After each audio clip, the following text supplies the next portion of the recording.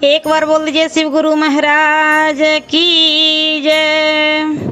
आइए अनंत भक्ति चैनल में आप सभी भक्तजनों का एक बार फिर से स्वागत है।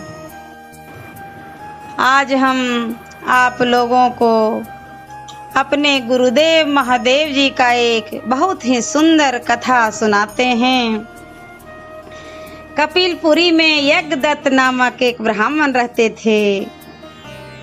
उन्हें एक पुत्र उत्पन्न हुआ। उनका नाम उसने गुणनिधि रखा। वह अपने पुत्र का नाम गुणनिधि रखा। बालक बड़ा ही बुद्धिमान तथा चतुर था। 8 वर्ष की छोटी आयु में ही उसने बहुत सी विद्याएं सीख ली थी, परंतु वह कुमार्ग में पड़कर अपने धर्म और कर्म से भटक गया। वह जुआरी, खेल कूद में संलग्न और गाना बजाने वालों का साथी बन गया। इसलिए कहा जाता है कि अपने बच्चे को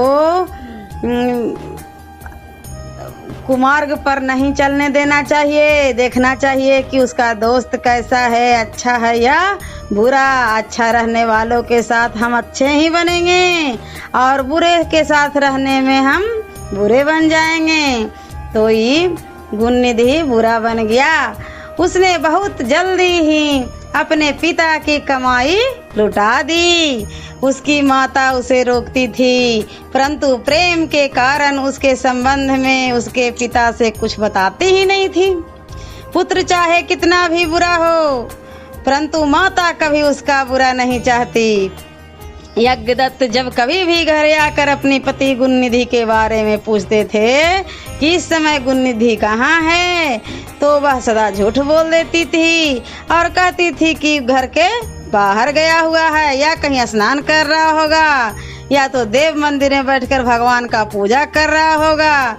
असली भेद न जानते हुए उसने गृह सूत्र के अनुसार गुणनिधि का विवाह भी कर दिया। विवाह हो जाने के पश्चात यज्ञदत्त की पत्नी सदा पुत्र को समझाती कि तुम्हारे पिता बड़े महात्मा हैं।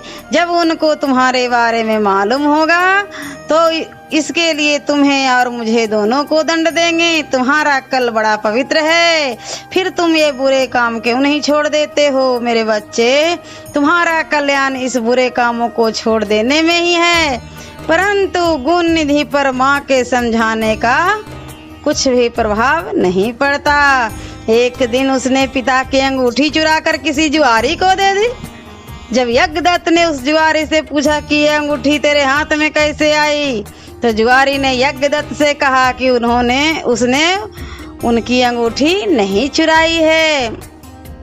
यज्ञदत्त ने जुआरी की बात सुनकर कहा, सुनो लल्ला, यह अंगूठी मेरी है और मुझे राजा के हाथ से मिली है। तुम झूठ बोलकर इसे अपनी न बनाओ, परंतु यह बताओ कि यह अंगूठी तुम्हारे पास कैसे आई। यज्ञदत्त की बात सुनकर जुआरी को क्रोध आ गया। उसने गरज कर कहा कि जो सच सुनना चाहते हो तो ध्यान पूर्वक सुनो। यह अंगूठी तुम्हारे पुत्र गुणनिधि ने मेरे पास जुए में हारी है। उसने यही नहीं, जुए में बल्कि आज तक जुए में बहुत से साधन हार चुका है।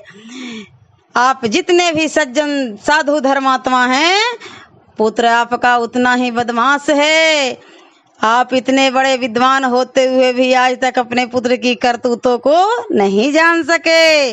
जुआरी की बात सुनकर यज्ञदत्त को मारे लज्जा के बुरा हाल हो गया। वह लज्जा मारे घर आए, दम सिर झुकाए अपना घर पहुंच गए और घर आने के साथ ही अपनी पत्नी को पूछा कि गुणनिधि कहाँ है और वह अंगूठी कहाँ है जो कि उस दिन तूने उवटता करते मेरे हाथ से ले ली थी। यज्ञदत्त की बात सुनकर उसकी पत्नी ने उत्तर दिया कि वह अंगूठी मैंने यहीं कहीं रख दी थी, अब मुझे याद नहीं आ रहा है कि कहाँ रखी। स्त्री की बात सुनकर यज्ञदत्त ने कहा, तुम झूठी हो।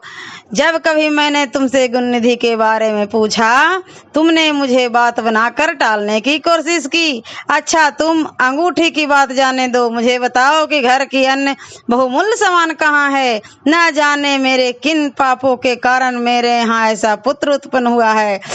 फिर जब उसने घर का दूसरा कीमती सामान देखा तो मालूम हुआ कि सभी बहुमूल्य वस्तुएं गायब थी।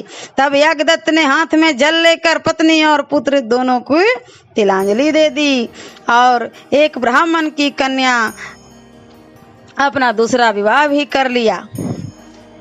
जब गुणनिधि को मालूम हुआ कि उसके पिता पर सारा भेद खुल गया और उसे अपनी माँ की तिलांजलि दे दी है, तो उसे बड़ा दुख हुआ।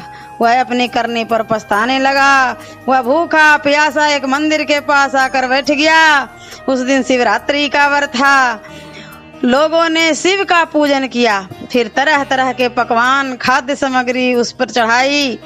फिर लोग भगवान का पूजा आदि करके मंदिर में ही सो गए। तो गुणनिधि ने मंदिर के भीतर प्रवेश किया और खाने पीने का सामान उठाकर बाहर की ओर भागा, मगर चलते चलते उसके पैर एक सोते हुए शिव भक्त से टकरा गया। फिर क्या, उस भक्त ने चोर चोर का शब्द सुनकर सभी लोग जाग उठे और दौड़ते हुए गुणनिधि का पीछा किया। बहुत से नागरिक भी उस भक्तों के साथ मिल गए और उन लोग ने दौड़ते हुए गुणनिधि को पकड़ लिया और सब मिलकर उसको ऐसा मारा कि वह मर गया। उसके मरने के साथ यमदूत ने आकर उसे घेर लिया और निर्दयता पूर्वक उसे मारने लगे। उधर भगवान सदाशिव ने अपने गणों से कहा कि गुणनिधि बड़ा पापी, दुराचारी और कुकर्मी है, फिर भी उसने शिवरात्रि का व्रत रखकर जागरण किया। या शिव गुरु, कितना बढ़िया, मतलब सोचिए, भूल से भी अगर भगवान भोलेनाथ का आपने पूजा देख लिया तो आपकी सारी मुक्ति मिल जाती है। यही सोचिए, वही भोलेनाथ कहते हैं कि हमारा पूजन देखा। कहा कि वो तो गुणनिधि अपना होश हवास में तो शिवरात्रि का पूजन किया ही नहीं। वो तो घर से भाग कर करके आया और भूखे रहा गुस्सा से, उसको खाने के लिए कुछ नहीं मिला। अब वो आदमी हटता मंदिर से तब तो वो अंदर जाता।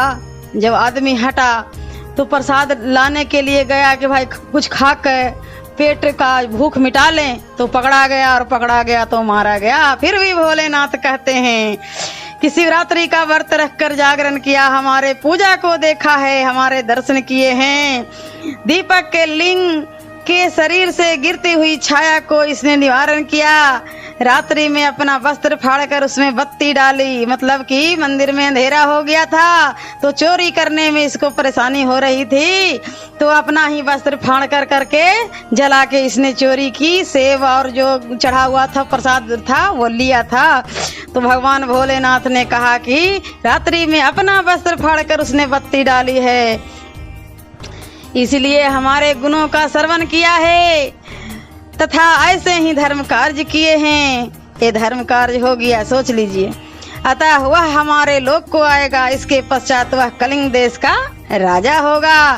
तुम लोग वहां जाकर गुणनिधि को यमदूत के बंधन से मुक्त करो, क्योंकि हमने उसे अपना बना लिया है। जय गुरुदेव।